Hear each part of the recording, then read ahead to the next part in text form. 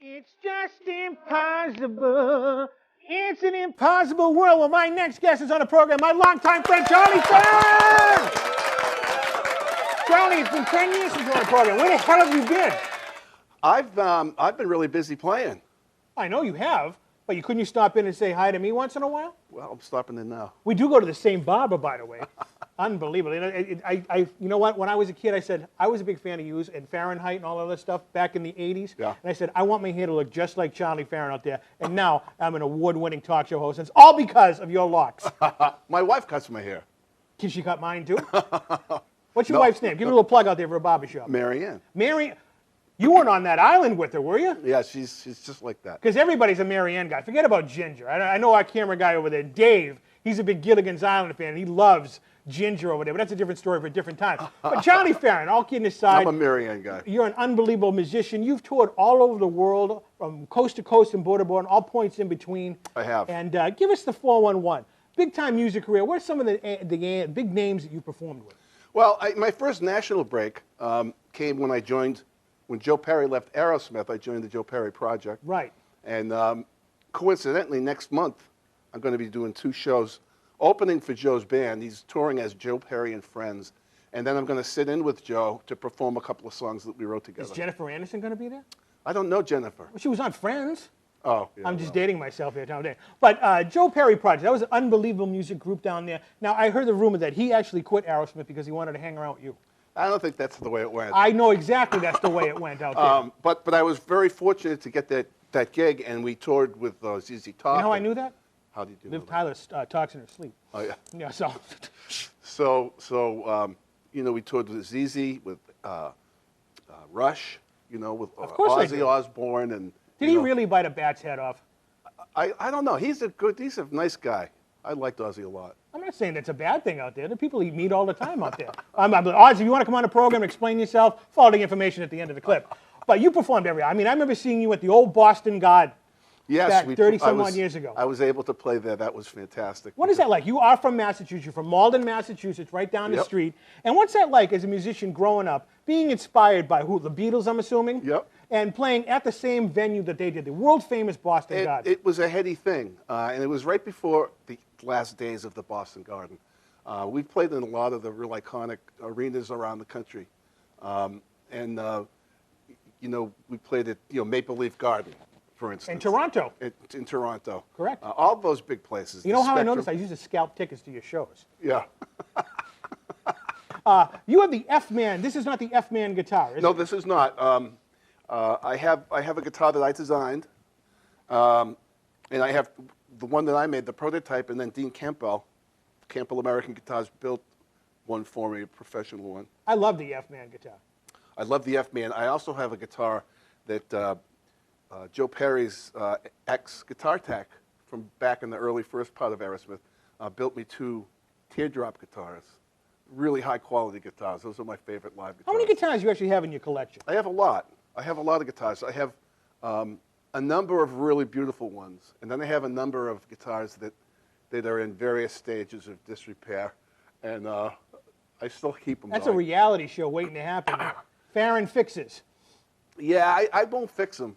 You I don't just like play to them. fix them. I just play them, and they wear out after a while, especially when you're touring and playing every night. So do a lot of musicians wear, but unlike you are timeless. Now, speaking of this, like you said, you retired a few years ago from the computer gigs. Now, you're everywhere, playing everywhere. Now, if anybody wants to get in touch with you out there, you play everything, any type of venue. You just like to play, right? I love to play, and I've been playing house concerts this last summer. We run them as benefits for the homeowners, choice of benefactors. And they're fun and they're intimate, and I love them because I don't have to kill myself to promote them. Right. Before the show, you didn't want to be the Vince McMahon anymore. You were tired of promoting, getting the tickets and the publicity and whatnot. You're just a musician for hire now. I want to play. I play as often as I can, and I say yes to everything that comes to me.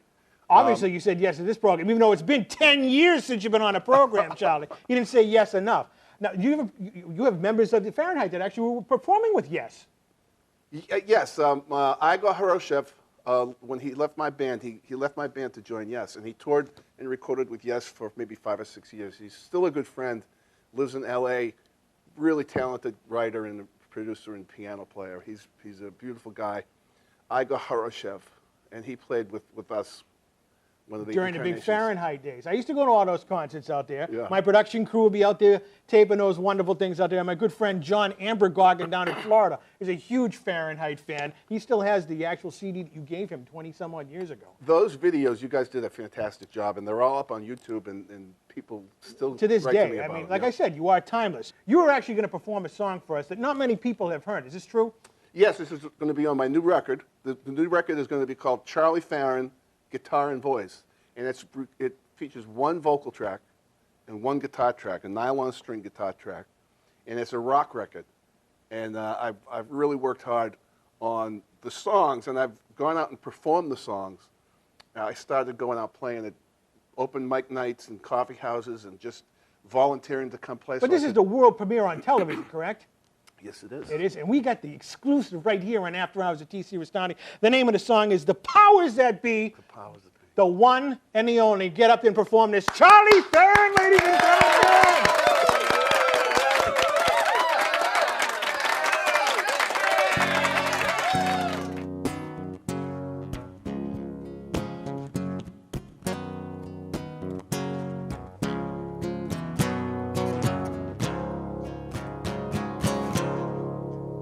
Lay down the law.